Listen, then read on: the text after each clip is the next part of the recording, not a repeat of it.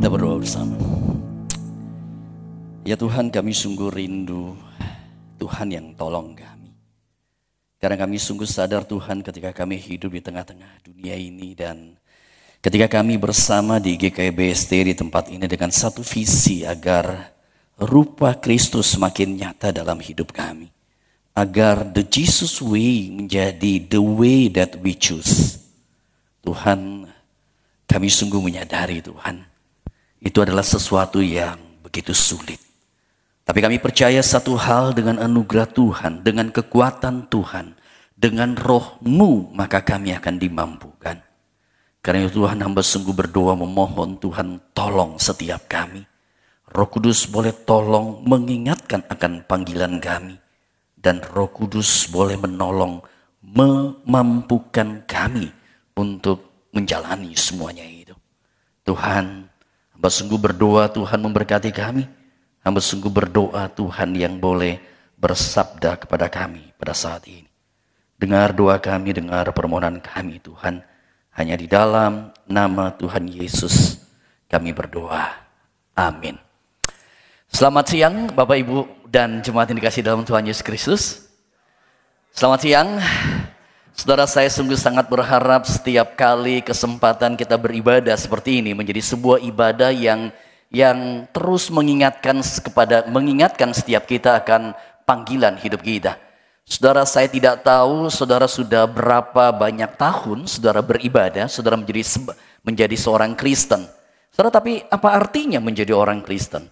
Saudara, saya percaya menjadi seorang Kristen bukan sekedar ya udah kita ibadah seperti ini, that's good, itu baik sekali. Tapi saya percaya bukan itu sebenarnya menjadi rencana Tuhan. Dan saudara, itulah yang kami tangkap di dalam visi daripada GKI BST dengan C Movement, dengan Christ Likeness Movement, sebuah kesadaran bahwa setiap kita ditebus ada sebuah goal, ada sebuah sasaran yang Tuhan inginkan, bukan hanya di sorga, tetapi di sini, here and now. Ya, di sini, di saat ini, Tuhan punya rencana. Saudara, dan rencana itu adalah rencana yang berkaitan dengan realitas Kristus. Boleh nyata dalam hidup saya, Kristus boleh nyata dalam hidup saudara. Dan karena itulah kita memiliki C Movement, Christ Likeness Movement. Dan tahun ini kita mengangkat sebuah tema berkaitan dengan the Jesus way. Nah saudara, saya ingin mengajak kita merefresh kembali. Saudara, berkaitan dengan C Movement ada sebuah slogan yang menjadi tagline, yang menjadi flow sebenarnya daripada realitas Christ likeness itu. Yaitu apa aja kata-katanya, ada tiga stage. Yang pertama, with Christ, betul. Yang kedua, like Christ. The last one, for Christ, betul sekali. Dan kita ada gerakan, ya, oke. Kita coba exercise gerakan tersebut. Christ likeness, with Christ, like Christ, for Christ. Sekali lagi, Christ likeness, with Christ, like Christ, for Christ. Sayangnya yang salah. Oke, good. Saudara, kita akan bersama melihat dari Matius 16. Matius 16 ayat 21 sampai ayat 28. Ini akan menjadi teks perenungan kita di dalam kesempatan pada ibadah hari ini. Injil Matius pasal yang ke-16 ayat yang ke-21 hingga ayat 28. Saudara, saya mengajak kita membaca bertanggapan. Saya akan bacakan ayat yang ganjil, ayat 21. Dan saudara kemudian boleh membaca ayat genap 22. Demikian seterusnya hingga ayat 28. Injil Matius pasal 16 ayat 21 hingga 28. Judulnya adalah pemberitahuan pertama tentang penderitaan Yesus dan syarat-syarat mengikuti Dia. Sejak waktu itu Yesus mulai menyatakan pada murid-muridnya bahwa ia harus pergi ke Yerusalem dan menanggung banyak penderitaan dari pihak tua-tua, imam-imam kepala dan ahli-ahli Taurat, lalu dibunuh dan dibangkitkan pada hari ketiga.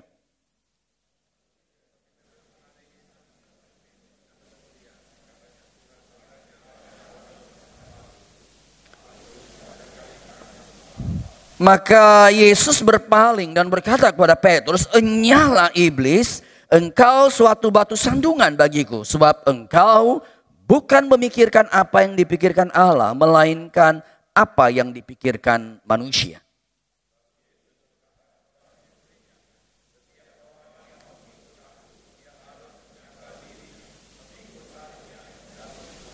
Karena barang siapa mau menyelamatkan nyawanya, ia akan kehilangan nyawanya. Tapi barang siapa kehilangan nyawanya karena aku, ia akan memperolehnya.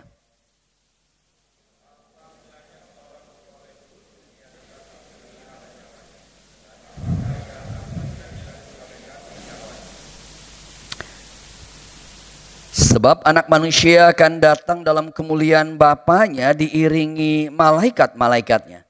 Pada waktu itu ia akan membalas setiap orang menurut perbuatannya.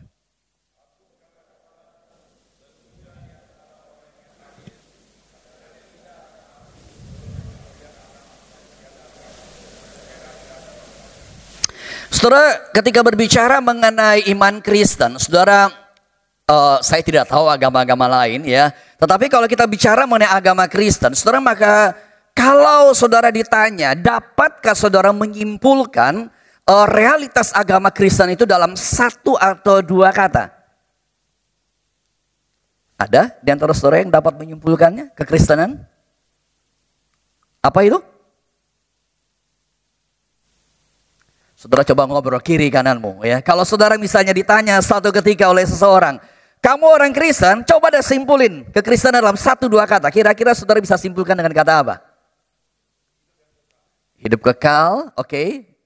Ada lagi? Kasih, betul. Apa? Sorry? Mengikut Kristus. Oke, ini asli GKIBSD jadinya.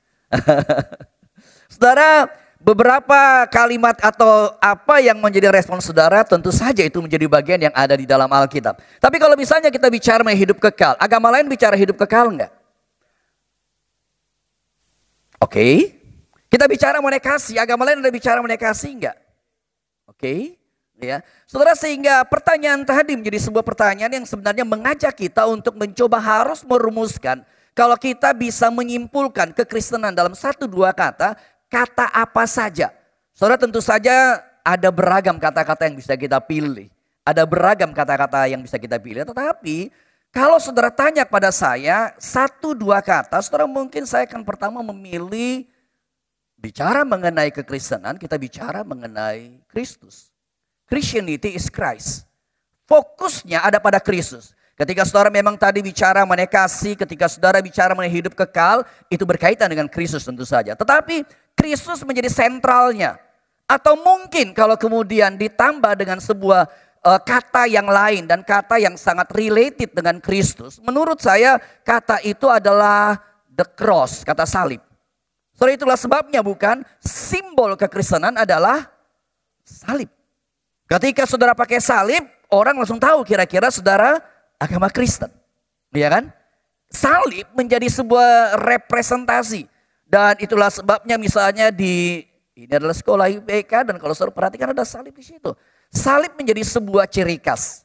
Saudara, dan hari ini saya hendak mengajak kita ketika bicara mengenai the Jesus Way, kita mencoba memikirkan mengenai realitas salib dan mengapa salib. Saudara, saya mengutip satu tulisan daripada seorang teolog yang bernama John Stott.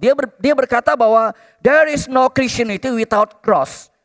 Tidak ada yang namanya kekristenan tanpa salib. Karena kalau kekristenan atau salib tidak menjadi pusat agama kita, maka sebenarnya agak sulit agama itu disebut sebagai agamanya Yesus. Bicara mengenai Kristus, Christianity is Christ, kita bicara mengenai the cross menjadi fokusnya. Saudara, dan itulah sebabnya kalau saudara membaca di dalam Alkitab, dalam kehidupan Yesus, saudara, maka berita salib itu menjadi bagian yang kerap kali menjadi sentral.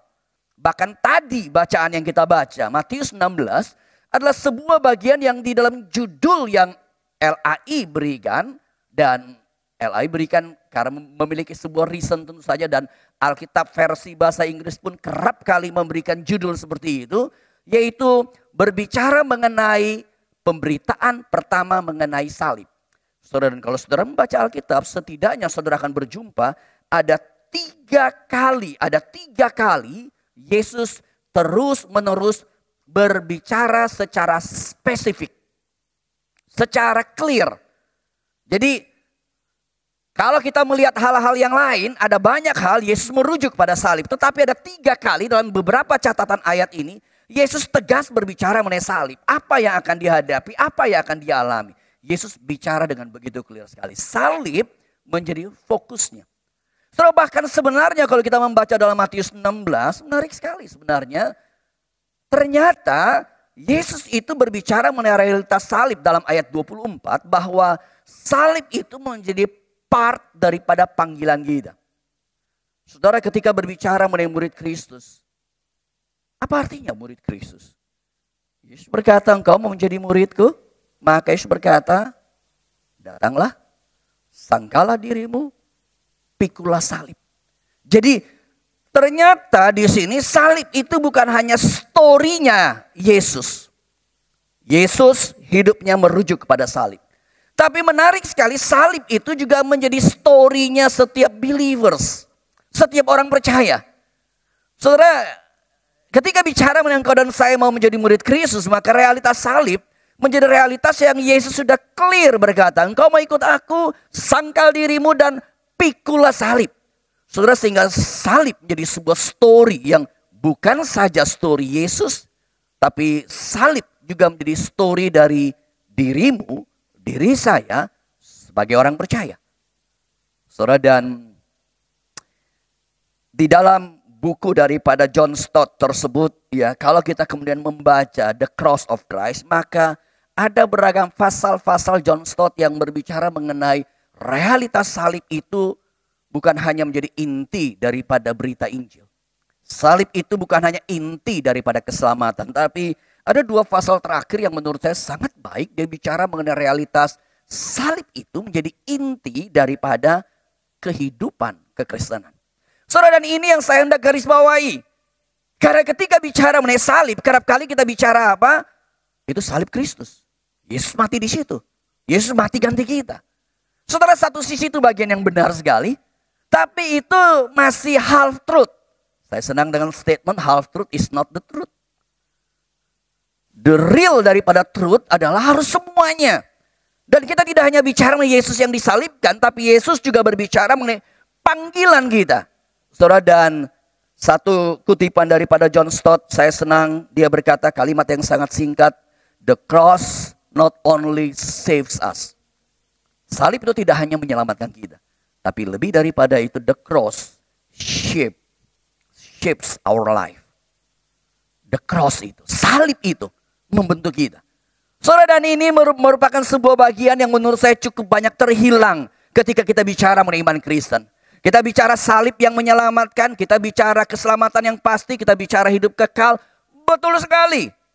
Tapi saudara dan saya masih hidup di dalam dunia ini. Yang menjadi pertanyaannya, apakah salib itu membentuk hidup kita? Saudara, ini pertanyaan yang penting. Ini pertanyaan yang penting. Saudara, dan hari ini saya ingin mengajak kita melihat dari Matius 16 tadi di dalam konteks the cross shapes our life.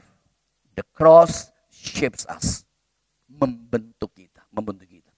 Saudara, kalau kita lihat dalam Matius 16. Saudara, maka Matius 16 berita salib itu. Saya hendak mengajak kita melihat di dalam perikop itu. Dalam bentuk respons yang muncul dari perikop tersebut. Saudara, yang pertama adalah bicara mengenai respons daripada Petrus. Kalau saudara perhatikan. Saudara ingat dalam bacaan yang tadi kita baca. Ketika Yesus beritahu bahwa anak manusia itu akan dianiaya, akan mati dan akan bangkit. Maka respons daripada Petrus adalah Petrus menegur Yesus. Petrus kemudian menarik Yesus dan Petrus berusaha menghalangi. Sekali-kali jangan sampai hal itu kemudian terjadi. Saudara, apa yang bisa kita pelajari daripada respons daripada Petrus? Saudara, kalau berbicara mengenai respons Petrus, saudara, maka di balik respons Petrus kita memahami sebenarnya kenapa Petrus berespon seperti itu. Saudara, jawabannya karena memang Petrus itu sejak kecil sudah dibentuk dengan Jewish concept, ya. Sudah dibentuk dengan konsep Israel, di mana konsep Israel memahami yang namanya Mesias. Tapi apa arti Mesias? Saudara, bagi orang Israel ketika bicara mengenai Mesias, ini lebih bicara mengenai sesuatu yang bersifat politis. Dan di sini problemnya. Orang Israel, betul mereka mempelajari Alkitab Perjanjian Lama dan Mereka melihat masa kejayaan daripada Raja Daud. Daud memerintah luar biasa dan Israel mendapatkan masa kejayaan sampai kepada Salomo. Tapi setelah itu Israel mulai terpecah dan bukan hanya terpecah. At the end Israel itu kemudian dijajah.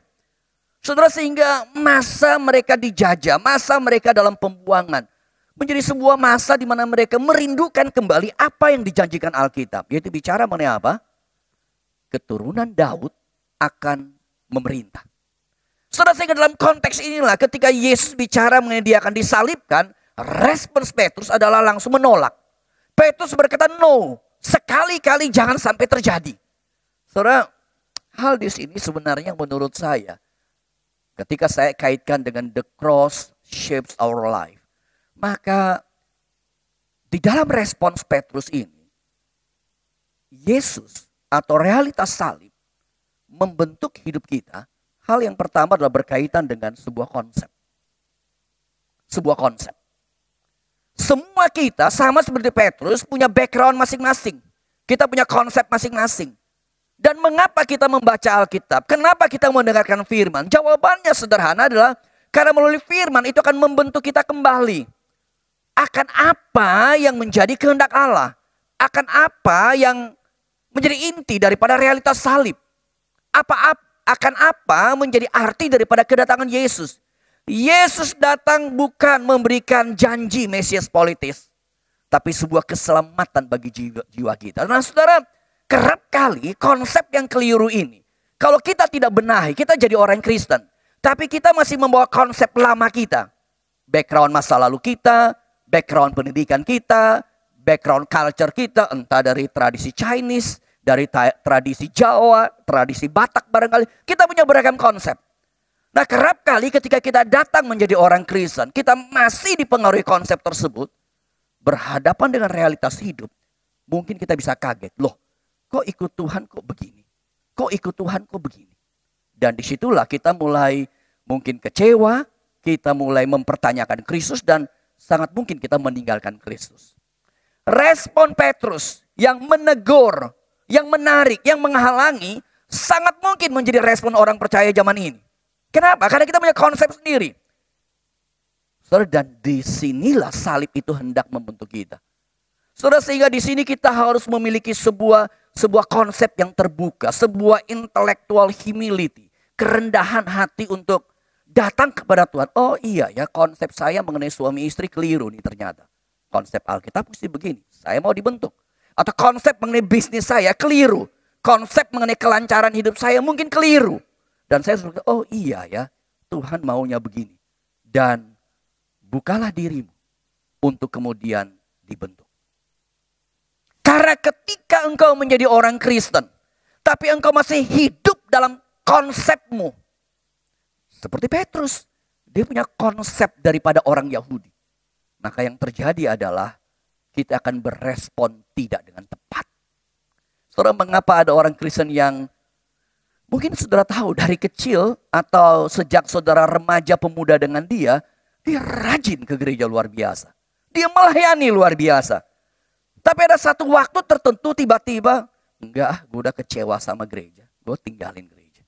Gue gak mau lagi ke gereja. Coba saudara tanya, kenapa bisa seperti itu? Ada kekecewaan. Ada kekecewaan. Kenapa dia kecewa? Sangat mungkin kekecewaan itu terjadi karena konsep dia berpikir, jadi orang Kristen harus begini, tapi kenyataannya berbeda. Kenyataannya berbeda. Nah saudara, ini selalu terjadi.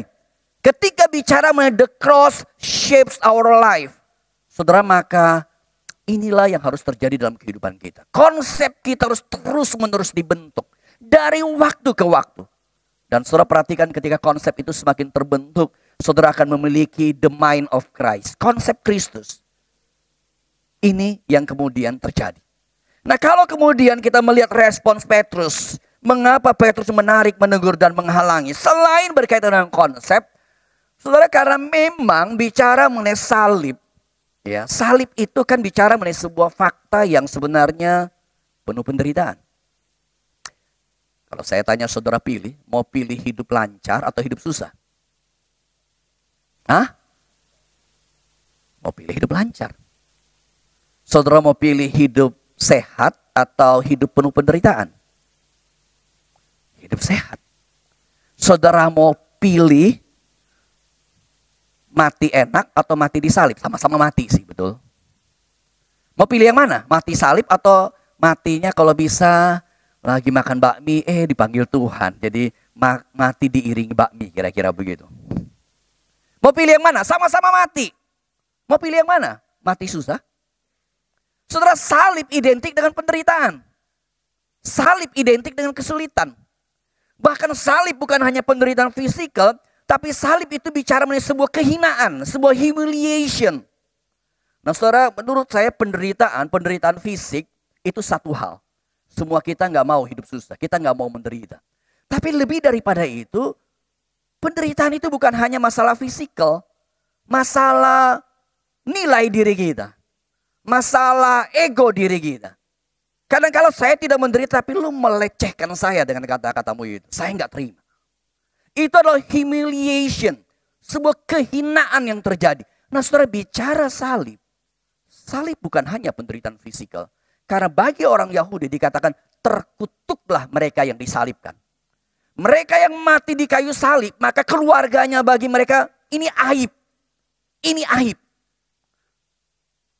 Kalau kita punya anak yang mati di kayu salib, mungkin tetangga akan lihat, gila anak lu sampai kenapa, lu didik anak lu kenapa sampai begini. Gak ada habis-habisnya. Ini sebuah aib. Saudara, hidupmu mungkin engkau mengalami penderitaan fisikal. Hidupmu mungkin engkau mengalami aib. Dan apa yang akan engkau lakukan? Tinggalkan Kristus? Tinggalkan gereja? Perhatikan di sini, respons Petrus, ini respons kita ternyata. Kalau kita punya konsep yang keliru, maka bisa respons begitu. Atau kalau kita kemudian berhadapan dengan penderitaan, kita berhadapan dengan humiliation, sebuah penghinaan, orang tidak hargai kita, orang tidak menerima kita. Cukup banyak juga bukan orang yang pindah gereja karena apa? Iya, tuh orang-orang tidak menghargai saya. Perhatikan di sini. Atau bahkan gila, pendeta aja kayak begitu. Salah pendeta, betul. Ya, pendeta harus bertobat, setuju sekali. Tapi lepas daripada mungkin orang tidak menghargai engkau. Engkau akan jalani sikap tidak dihargai itu dengan apa? Meninggalkan Tuhan. Tidak percaya kepada Tuhan. Keliru sekali. Itulah respons daripada Petrus. Mestinya salib itu membentuk hidup kita. Dan saudara bicara mengenai salib. Kalau salib dilihat sebagai penderitaan, salib dilihat sebagai kehinaan. Maka Yesus memberikan nilai yang berbeda kepada salib. Apa itu salib bagi Yesus? Salib di dalam iman Kristen bukan hanya penderitaan, mati yang berat. Bukan hanya humiliation. Sebuah kehinaan. Tapi salib adalah bicara mengenai the true love of God. Saya senang dengan statement daripada John Stott ini. If we are looking for a definition of love, we should look not in a dictionary, but at Calvary. Saudara ingin cari definisi mengenai kasih? Jangan cari ke dictionary. Jangan cari ke kamus. The definition of love. Lihat pada Calvary. Lihat pada salib. Salib artinya kasih. Saudara, sehingga ketika kita harus berhadapan dengan penghinaan dari orang lain, salib yang harus kita tempuh. Ketika kita melihat kepada Kristus, maka kita akan berkata, engkau menghina aku. Tapi sama seperti aku yang mengalami kasih Allah. Kasih itu tetap aku tunjukkan kepada engkau. Saya tidak tahu dalam hidupmu, siapa yang membuat engkau paling dilecehkan. Pasangan hidupmu. Rekan bisnismu. Mertuamu. Atau bahkan menantumu. Atau temanmu. Ketika engkau berhadapan dengan itu, apa yang akan menjadi pilihan? The Jesus way membawa kita untuk melihat story of the cross. Itu juga adalah story daripada my life. Ini jalan yang harus kita tempuh. Dan story ini bukan story penderitaan. Story ini bukan story humiliation. Betul saya alamin semuanya itu. Tapi story itu harus dikemas dalam the story of Christ. Yaitu story of love. Story ini menarik. Terus sehingga di dalam respons daripada Petrus ini menjadi bagian yang ketika engkau berhadapan dengan pikul salib penderitaan, maka menurut saya jangan berespon seperti ini, tapi kita coba tenang untuk kembali melihat Tuhan mau apa. Be still, be still. Proses dulu ya. Jangan buru-buru komplain, jangan buru-buru marah. Saudara, dalam hidup kadang-kala kita berhadapan dengan hal yang mengecewakan, jangan ribut dulu buru-buru. Jangan ngoceh dulu. Jangan ngomong sana sini, gila lu tahu nggak begini. Oh memang betul, semuanya itu terjadi. Tapi saudara, sikap iman Kristen adalah wait. Tunggu dulu. Tenang dulu. Proses dulu. Kita harus be still dan coba tahu apa yang Tuhan inginkan. Saudara, ini adalah respons daripada Petrus. Respons kita adalah tenang. Respons kita adalah wait for the Lord. Menantikan Tuhan dulu. Jangan marah. Jangan menghalangi. Jangan buru-buru menegur. Hal yang kedua adalah yang terakhir kita akan bicara mengenai respons daripada Kristus. Menarik sekali kalau kita melihat pada respons Kristus. Kita berhadapan dengan Kristus yang sangat tegas ketika dia memberitakan salib. Respons daripada Petrus diresponi oleh Yesus dengan sebuah respon yang sangat tegas. Kalau kita membaca perikop Matius 16 ini, kisah yang kerap kali menjadi sebuah kalimat yang mengagetkan. Yesus berkata, enyahlah iblis. Enyahlah iblis. Saudara bisa bayangkan tiba-tiba suatu ketika saudara ketemu dengan saya. Lalu saya berkata, enyahlah iblis. Saudara bayangin kalau pendeta ngomong begitu, kira-kira respon saudara gimana? Hah? Saudara datang lagi ke gereja tersebut enggak? Datang lagi enggak? Saudara apa-apaan ini? Mana bisa pendeta ngomong gitu, ya kan? Mana bisa pendeta ngomong, enyahlah iblis. Ntar Pak Tommy, lu lagi mabok apa tadi? Musa, lu lagi salah obat? Atau lu lagi ngapain? Ini kata yang gak proper. Ini kata yang gak tepat. Tapi saudara sebentar dulu, kenapa Yesus berkata seperti itu? Saudara, menurut saya ini sebuah permasalahan pada zaman ini. Saya melihat ya zaman ini ada beragam masalah. Salah satu zaman yang serius adalah begini.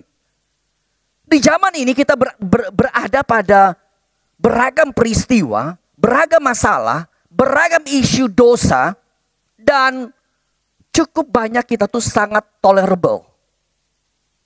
Kita sangat tolerable sekali. Tingkat keseriusan terhadap sesuatu. Kita berada pada zaman yang sangat tolerable, termasuk dalam kekristenan. Realitas dosa. Saudara, kadangkala saya berjumpa dalam konseling, ada orang yang datang, iya Musa, saya akui, saya selingkuh. Dalam hal ini saya appreciate. Tapi cukup sering, tidak semuanya tentu saja, tapi cukup sering, cukup banyak saya dapati ada statement selanjutnya. Tapi Musa, bukankah sebenarnya selingkuh juga bukan menjadi hal yang cukup banyak orang juga selingkuh. Perhatikan di sini. Saya akui dosa selingkuh, tapi banyak orang juga selingkuh kok. Maksudnya apa statement ini? Saya dosa, tetapi ini kan agak lumrah, kira-kira begitu. Apalagi ada yang kemudian tambahkan, pendeta pun ada yang selingkuh. Ada pendeta selingkuh nggak? Banyak, kalau banyak harap jangan. Ada nggak? Ada. Lalu kalau dia ada, apakah kita bisa membenarkan masalah yang kita hadapi? Saudara, ini menjadi problem. Ini menjadi problem zaman ini. Dan inilah yang menjadi respons Yesus sebenarnya. Yang bagian yang kedua ini. Sebuah respon ketika Yesus berkata, enyahlah iblis. Yesus itu langsung mensortir dengan clear. Permasalahan daripada si Petrus, kalimat Petrus. Bukan Petrus iblis tentu saja, tapi Yesus hal di sini saya lihat Yesus tuh sangat peka sekali terhadap apa yang sebenarnya permainan si iblis. Yesus peka. Nah, menurut saya kepekaan ini hilang zaman ini. Dan kepekaan Yesus menjadi menarik karena dia menegur, yang dia tegur siapa? Muridnya. Bahkan the best disciple, the best follower of Christ. Yang dia tegur Petrus. Yang dia tegur muridnya. Saudara, di sini kita berhadapan dengan sebuah realitas sensitivitas rohani yang luar biasa. Yesus kenal suara iblis yang mungkin saja datang dari muridnya. Mungkin saja datang dari sahabatnya. Bahkan mungkin saja datang dari seorang hamba Tuhan sekalipun. Saudara, kepekaan rohani ini kita mesti ada. Engkau berjumpa dengan banyak teman. Engkau sensitif nggak? Ini ada suara iblis di situ. Ya, bukan berarti saya berkata hari ini saudara dengar khotbah, keluar ada ketemu teman gitu, enyahlah iblis. Bukan itu poin saya. Iya, bukan itu poin saya. Tapi maksud saya adalah spirit ini ada nggak dalam diri kita? Kita punya kesadaran itu nggak? Nah, cukup banyak kita tidak punya, terus terang. Hati-hati dengan teman-temanmu. Hati-hati dengan rekanmu. Hati-hati dengan orang sekeliling. Bahkan mungkin dengan pendeta. Kalau pendeta nggak benar, nggak usah dengar. Nggak usah dengar. Saudara, ini menjadi bagian yang penting. The cross ketika shape our life ya. Maka kita punya kepekaan rohani. Kita tahu ini apa yang sebenarnya terjadi. Dan Yesus dengan tegas berkata, hai iblis, engkau hanya pikir pikiran manusia, bukan pikiran Allah. Bicara mengenai the cross, kita bicara mengenai pikiran Allah. Allah menjadi fokusnya. Allah menjadi yang utamanya. Saudara, dan disitulah Yesus berkata, pikulah salib. Saudara, saya memang menambahkan ada bicara mengenai paradox of cross. Karena kalau saudara baca ayat 25 dan seterusnya, Yesus berkata, engkau mau menyelamatkan nyawamu, maka engkau kehilangan. Ini paradoks. Kayak bertentangan. Menyelamatkan kok kehilangan. Menyelamatkan dapat kan. Nggak kehilangan. Tapi Yesus berkata, hati-hati. Kamu mau menyelamatkan nyawamu, engkau akan kehilangan. Dan Yesus bahkan berkata, engkau kehilangan nyawamu, maka engkau akan mendapatkan. Ini paradoks. Tapi paradoks ini terjadi karena apa? Berkaitan dengan nyawa. Yesus berkata, engkau berpikir, jangan pikul salib, pikul salib mati.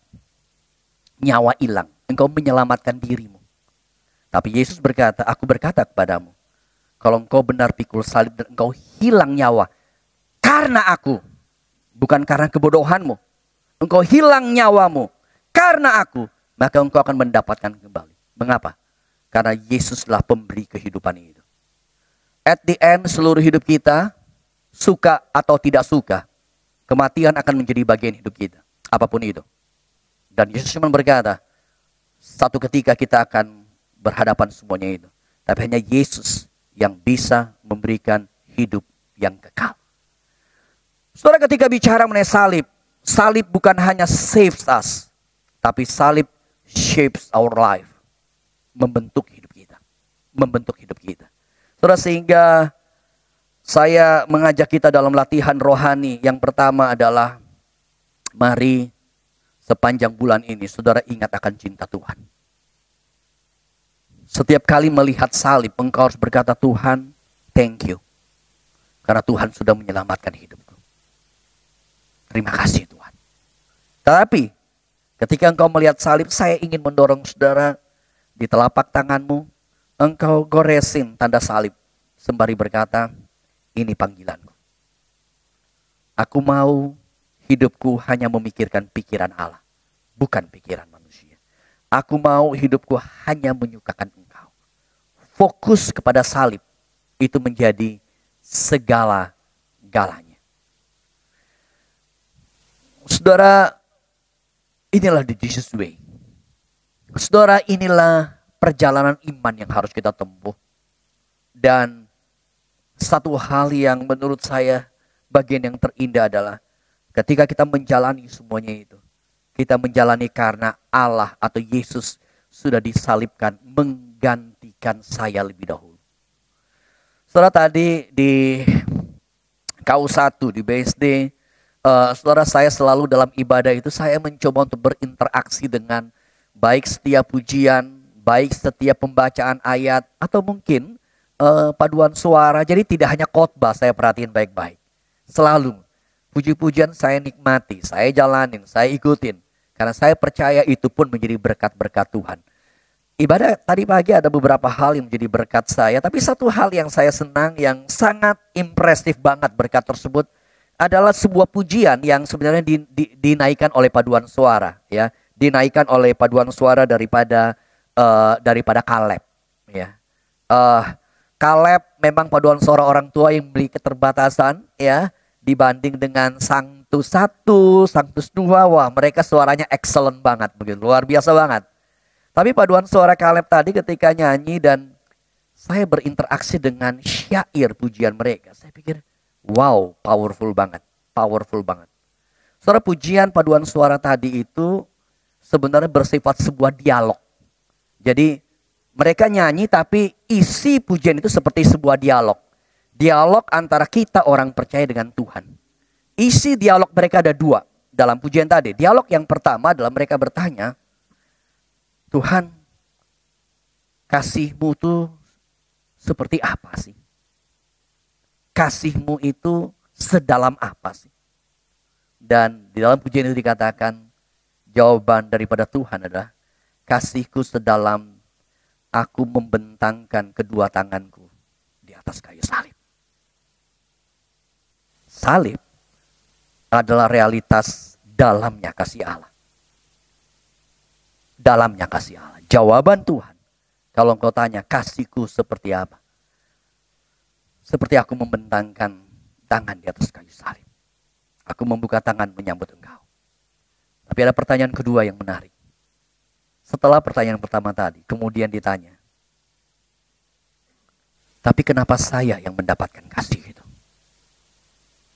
Kenapa saya? Jadi yang pertama ditanya, kasih-Mu seperti apa ya Tuhan? Dan yang kedua ditanya, kenapa saya? Kenapa saya? Saudara, pertanyaan kenapa saya adalah sebuah pertanyaan yang sebenarnya kita tidak punya jawaban. Karena seharusnya saya, engkau, kita tidak mendapatkan kasih Allah. Tetapi pada akhirnya saya, engkau yang diselamatkan. Dan karena itulah hidup kita adalah hidup bagi Kristus. Kalau betul kita tahu Tuhan menyelamatkan kita, maka Yesus berkata, pikulah salib. Oke Tuhan, aku akan jalani. Aku akan jalani. Bagaimana dengan hidupmu? Seperti apa engkau mengikuti Kristus? Latihan rohani ini saya mengajak menjadi sebuah latihan di mana saya bersyukur. Kenapa saya Tuhan? Saya yang diselamatkan. Tapi latihan rohani ini menjadi latihan, menjadi sebuah invitation, sebuah undangan. Tuhan, kalau saya engkau tebus, maka saya juga mau berkata, saya mau menjalani panggilan ini. Panggilan salib tidak mudah, tapi saya mau menjalankannya. Mari, apapun hidupmu, berkata kepada Tuhan, kuatkan aku. Kuatkan aku. Saya tidak sanggup ketika engkau goreskan tanda salib berkata, kuatkan aku Tuhan. Saya tidak mau menyerah. Saya tidak mau melarikan diri. Tapi saya mau melangkah, memikul salib itu. Kuatkan aku. Kuatkan aku. Kita berdoa. Ya Tuhan, hamba sungguh berdoa Tuhan memberkati setiap kami. Hamba sungguh berdoa Tuhan tolong. Jalan mengikuti jalan. The Jesus way.